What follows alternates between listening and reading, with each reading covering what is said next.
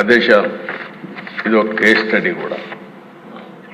వ్యవస్థల్ని ఏ విధంగా విధ్వంసం చేశారు, ఒక పాలకుడు ఏ విధంగా అహంకారంతో విర్రవీగిపోయాడు, అసమర్థత, అవినీతి, విధ్వంసంతో వ్యవస్థల్ని ఏ విధంగా నాశనం చేశారు, రాష్ట్రం యొక్క బ్రాండ్ ఇమేజ్ ఏ విధంగా దెబ్బతీశారు, మంచి రాష్ట్రాన్ని ఏ విధంగా సర్వనాశనం చేశారు, రాజధాని కళ చంపేశారు.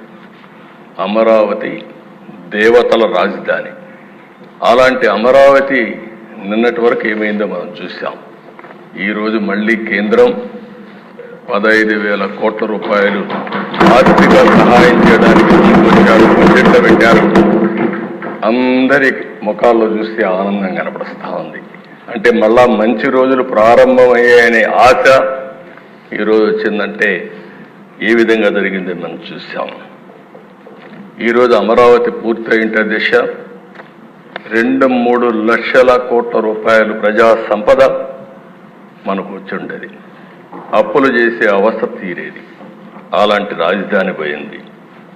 జీవనాడి పోలవరం 72% పూర్తయింది. 2020 నాటికి 21 నాటికి పూర్తి అయిపోయింది.